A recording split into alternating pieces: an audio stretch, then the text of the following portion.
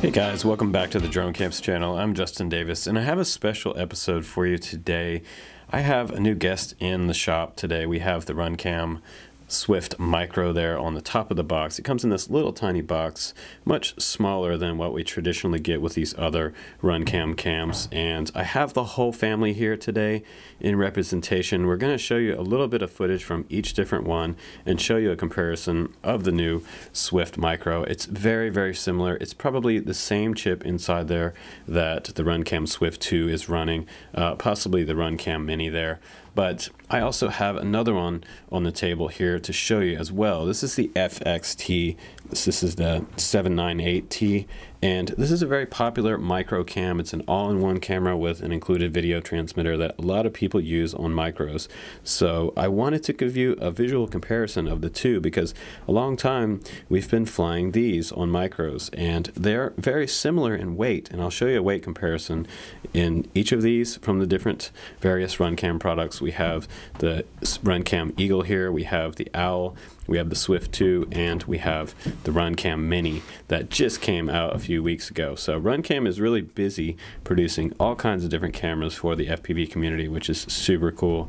I'm always stoked to see a new one come out. And I also have a suggestion for them coming up. I would love to see the incorporation of an antenna, 5.8, maybe 200 milliwatt on a micro cam in an all-in-one version of this Runcam Micro here. That would be absolutely awesome. And I'm kind of petitioning them for that. So maybe they will do that in the next couple months, maybe in the next couple weeks. That would be great. But they're always busy. So we'll go ahead and give you a quick comparison of the new Runcam Micro versus some of the other cameras that you can get as well. But this is going to be great. It is a much smaller version than these. So now we're moving into micro territory, and I would love to put one of these on a brushless micro. So here we go.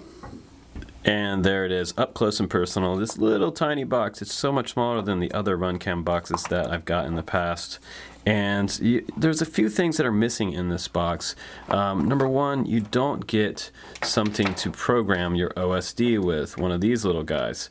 That is kind of a drawback. If you don't have a previous version of a Runcam product, you will need to probably buy one of these little guys off their website so that you can go into the camera's OSD and change around the image settings, the contrast, the brightness, the color, and the other settings in there as well. So open up the box. This is what you get.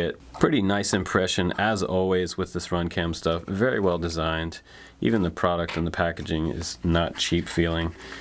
I like to put a lot of Runcam stuff on most of my aircraft. And also in the box you get two sets of cables. Those cables are for the camera and the power to the camera. They are not actually for programming this little guy. Now I have my digital calipers right here, so I'm just going to put that on the outside of the frame here and squeeze it in to show you that it's actually about 19 millimeters wide. It says 19.2 there, but it could be a little inaccurate. On the website it does say it's 19 millimeters wide, so I'm going to go with that. It's 19 millimeters all the way around squared. And on the back of it, you have a few different ports on the back. You have your 5.8 over here, ground and video signal wire there that plugs in. Those are those two cables that they give you along with it. These two right here. And one of these is different actually, so only one of those is going to fit on that side. Over on the right hand side, that little port over there is ground in for controlling your OSD inside the camera. Play around with the format and the various contrast and color, contrast and camera settings inside there.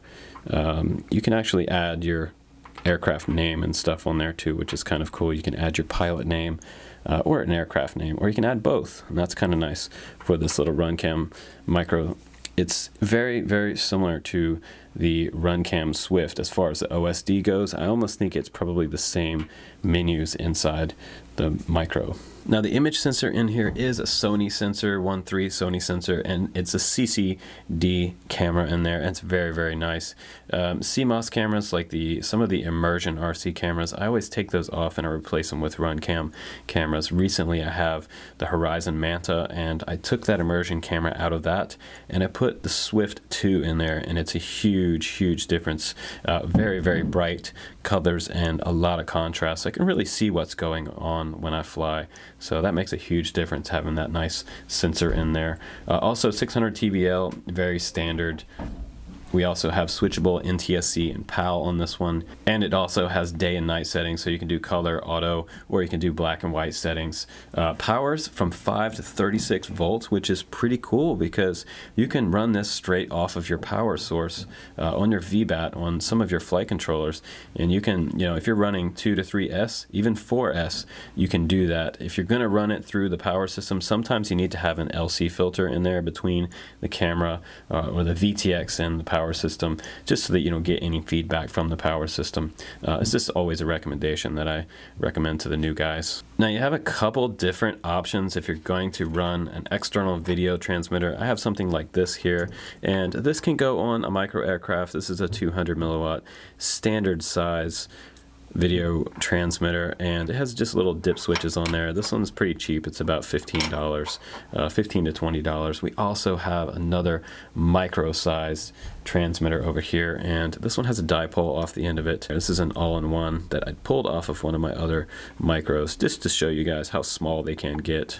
And what I think is pretty cool about this camera is that it's very close and similar in size. Now this is the AR Fun here. I'm just going to raise the camera up here and point it down and show you a vertical comparison of these two cameras. This is the one that came, you can't put this one on the AR Fun, by the way. I just wanted to show you the width comparison here. It is almost the same size. It is actually a few millimeters wider, maybe 3 to 4 millimeters wider, but it's getting very close. And I've seen these on some Tomo quads. They're actually small enough to put on some of the micros out there, micro brushless. That's really cool that you can do that. If you have one of these AR Funs, also the Aurora, you could probably do a top mount on top of this with a little Runcam Micro. That'd be pretty cool, and it would be a huge upgrade for your image quality. Okay, so I got my scale set to grams, and this is not a huge postage scale, so this should be pretty accurate. This is a micro scale, so it should give us a pretty accurate reading. 5.5 grams, 5.4, 5.5 grams, so not bad. It says 5.6 on the website, so we're pretty close to what the manufacturer weight is. Now next up we have the Runcam Mini, and this one has the same sensor in here but a much larger body and very similar OSD and internal settings for brightness, contrast, all that good stuff in there. 12.3 grams is almost twice the weight of the Micro, so this is a major accomplishment that they were able to get this down to half of the weight of the little Swift Mini. And next up I have the Runcam Swift here. This is the Swift 2.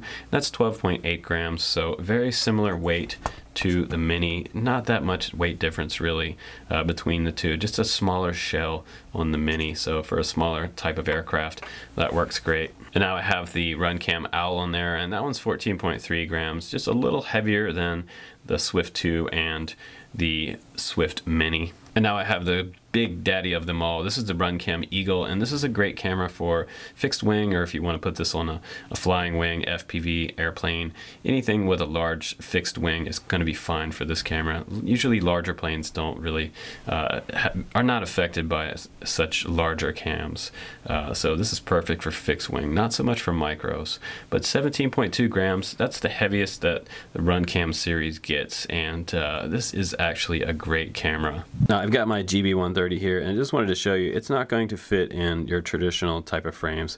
The larger cams will slide right in here and mount to the sides, but not the Swift Micro. You're going to have to provide your own type of mount because it didn't come with one of these like the other Swift 2 and the Eagle and the Owl does. These come in the box, and you're going to have to provide your own type of maybe little 3D printed type of mount.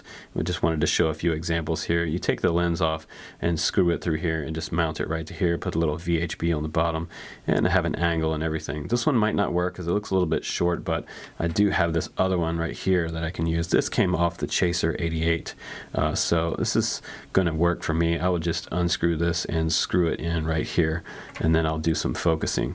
So something like like that should absolutely work with your Runcam Micro. And if you don't have one of these little 3D printed parts and you don't want to order one, if you want to just mount it to your quad right away, sometimes I will do like a flat mount like this on the quad with a little bit of VHB on the bottom, and then also maybe put a dab of hot glue on one side or the other. Careful not to get your hot glue on these chips on the side of the board, because when you pull it off, you can also pull off chips off the back of the PCB. So be very careful with your hot glue on these microboards, and they're also exposed, unlike the other ones.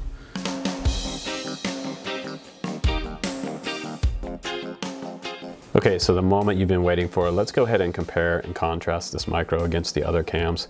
Right now, this is out of the box. You're looking at the color contrast, how it's set from the factory. Everything looks pretty good here, the contrast, and there's not a lot of pixelation on screen, so I like the way it looks. Now let's go ahead and compare it to the other ones, the Swift Mini on the right and the Micro on the left. This is pretty close. There looks like a little color deviation, but it could be my camera settings in there. Maybe the white balance is a little different on my Mini, but they are exact same in the chip inside the camera. Now look at the Swift 2, and very identical. These are both set to factory standards, and you almost can't tell the difference between the two. The Swift 2 looks like it's a little less field of view, a little closer in. The Micro seems to be a little wider lens. And for the Eagle, this is the Eagle, and I've played around with the contrast in this one as well. There is a blemish in the center of my Eagle, so it's not totally representational, but the colors look a little better on the Micro, as if they've changed something here on that sensor. Now this is the Owl as well, and the Owl doesn't quite have as good a contrast, and you can play around with your contrast, but this is looking still pretty decent, and the Micro still looks great in this example. Now moving on to the FXT 798T, this is way better. The Micro looks extremely good on the left, and this will be a great improvement for micro class racers, so this is great for 2017.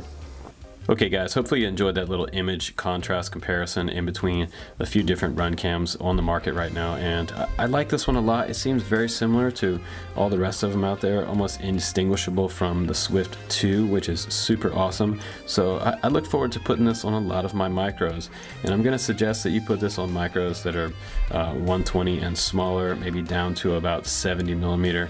If you get any smaller than that, such as like Tiny Whoop, it's probably going to be a little bit too big for that, but you might be able to pull it off. But you're also going to have an extra video transmitter on there. Now I'm hoping that Runcam is going to do that later. They're going to add an all-in-one video transmitter on the back of this, and this will be a great product and a next step in development for Runcam. So thanks again for watching, you guys. I'm Justin Davis, and I will see you on the next one.